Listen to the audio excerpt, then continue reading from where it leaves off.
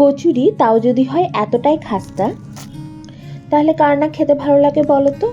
তাও আবার পুরে ঠাসা, আর সেটাও হলো কড়াইশুঁটির পুর।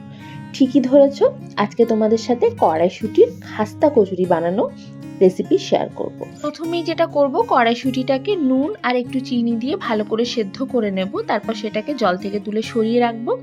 এদিকে আটাটা মেখে নেব। 2 কাপ আটার জন্য 3/4 কাপের মতো সুজি নিয়েছি। সুজিটাকে একটু মিক্সিতে গ্রাইন্ড করে নিয়েছি যাতে এটা একটু ফাইন হয়ে যায়। স্বাদ মতো নুন, একটু জোয়ান আর পরিমাণ মতো ঘি দিয়ে প্রথমে ডলে ডলে মেখে নেব। মানে ময়ানটা যাতে খুব ভালো হয়, তাছাড়া কিন্তু কচুরিটা খাস্তা হবে না। আর এখানে ঘিটাই ব্যবহার করো, তেলের থেকে ঘিটাতে বেশি খাস্তা হয়। আমি মোটামুটি ধরো চামচের হিসেবে ধরলে ওই 2 টেবিল চামচের মতো ঘি দিয়ে ময়ান দিয়েছি। তারপর ঈষদুষ্ণ জল দিয়ে একটা শক্ত ডো রেডি করে নেব। এখন এটাকে সরিয়ে রাখলাম। এবার পুরটা রেডি করি। প্রথমেই নিয়ে নিচ্ছি আদা আর কাঁচা লঙ্কা।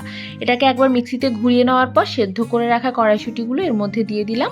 তারপর এটাকে কোর্সলি গ্রাইন্ড করে নেব, একদম মিহি পেস্ট করব না, একটু যাতে দানা দানা থাকে সেই মতো। তারপর কড়াইয়ে নিয়ে নিচ্ছি সর্ষের তেল, ফোড়নে দিয়ে দিলাম জিরে, হিং। তারপর এর মধ্যে দিয়ে দিচ্ছি আমি অল্প একটু জিরের গুঁড়ো, অল্প একটু ধনের গুঁড়ো। তেলের মধ্যে খানিকক্ষণ এই মশলাটাকে ভেজে নিয়ে তারপর যে পুরটা রেডি করেছিলাম কড়াইশুঁটি, সেটা দিয়ে দিলাম। স্বাদ মতো নুন দিলাম। এরপর আগে সব মশলাগুলোকে একটু ভালো করে মিশিয়ে নেব। তারপর এর মধ্যে দিয়ে দেবো সামান্য একটু চিনি। চিনি না দিলে কিন্তু এই পুরটা খেতে খুব একটা ভালো লাগে না। সাথে দিলাম চাট মশলা, একটু ভাজা মশলার গুঁড়ো।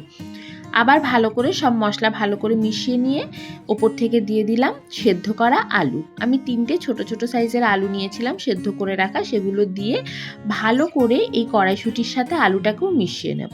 তাহলেই আমাদের পুরটা রেডি হয়ে যাবে। এখন এটাকে অন্য একটা বাটিতে তুলে রাখলাম। এদিকে যে আটাটা মেখে রেখেছিলাম সেটা থেকে ছোট ছোট লেচি কেটে নেব। খুব একটা ছোটও না, আবার খুব একটা বড়ও না, ঠিক এরকম সাইজের লেচি কেটে নিতে হবে। তারপর এই লেচিটাকে গোল করে প্রথমে একটা বাটির আকার তৈরি করতে হবে যাতে মাঝখানে পুরটা ভরা যায়।